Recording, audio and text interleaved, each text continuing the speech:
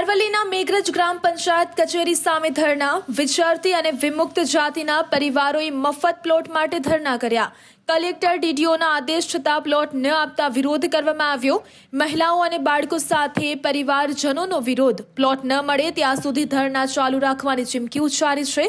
વિરોધ દરમિયાન મહિલાની તબિયત લથડી. 108 મારફતે સરકારી દવાખાને સારવાર માટે ખસેડવામાં આવ્યા.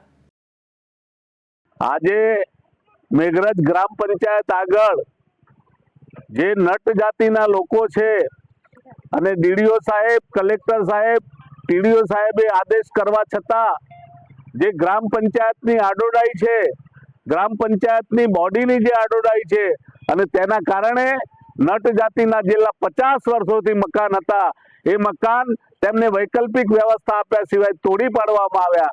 એ 50 વર્ષથી રહેતા હતા તેમને કાયમી કર્યા વગર તેમને તોડી પાડ્યા અને વૈકલ્પિક વ્યવસ્થા આપી નથી. આ લોકોની વર્ષોથી માંગણી છે કે અમને પાક્કા પ્લોટની સનદ આપો, સહાય સાથેના મકાન આપો, પણ આ સરકારના પ્રતિનિધિઓ, પંચાયત આ વાતને માનતી નથી. એટલે આજે નટ જાતિના લોકોએ અહીંયા ગ્રામ પંચાયત સમક્ષ ઉપવાસ આંદોલન, અચોક્કસ મુદતના ઉપવાસ આંદોલન કર્યું છે અને જ્યાં સુધી આ પ્લોટની માંગણી ફાળવવામાં નહીં આવે, પ્લોટ ફાળવવામાં નહીં આવે ત્યાં સુધી આ આંદોલન ચાલુ રહેશે. આઝાદીના ફળ આ નટ જાતિના લોકો સુધી પહોંચ્યા નથી. વિચરતી વિમુક્ત જાતિના લોકોને મદદ કરવાનું, સહાય કરવાનું આ સરકારનું નિર્ધાર છે. તેમ છતાં આ પંચાયત, તાલુકા પંચાયત કે કલેક્ટર સાહેબો આ માનતા નથી. તેથી આજે આંદોલન ઉપર બેસવું પડ્યું. આજે અમારી વિનંતી છે, અમે 50 વર્ષથી રહીએ છીએ. આ ગામ પંચાયત અન્યાય ચલા રહી છે. ટીડીઓ સાહેબ કહે છે તોય નથી માનતા. એની ચલાવી રહ્યા છે અને અમને પ્લોટ નથી આલતા. અમારા ક્ષેત્રી પ્લોટ પેલા છાપરા, કાચા છાપરા, ઝૂંપડા તોડાઈ નાખ્યા.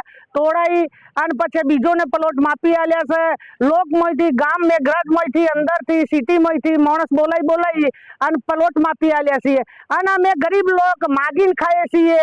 અમને નોંધાડા કરી દીધા. ખાડામાં અમારા તંબુ છે, તમે જાતે આવીને જો, છાનબીન કરો. અમારી કોઈ અન્યાય નથી. અમે રોએ છીએ, અમારા બાળ બચ્ચા રોવે છે. અમને કોઈ ગામ પંચાયત અન્યાય ચલાવી રહી છે. અમને છચાઈ નથી આલતી, અમને પ્લોટ નથી આલતી. શું માંગણી છે તમારી?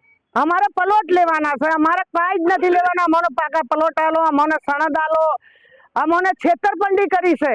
અમારે છેતરપિંડી કરી અને અંધારામાં રાખી અને ફોન કરીને ગામમાંથી, સિટીમાંથી માણસ બોલાઈ અને પ્લોટ અમારા જે સ્થાનક હતા એ તોડી નાખી અને એના પર પ્લોટ બીજોને માપી આલ્યા છે.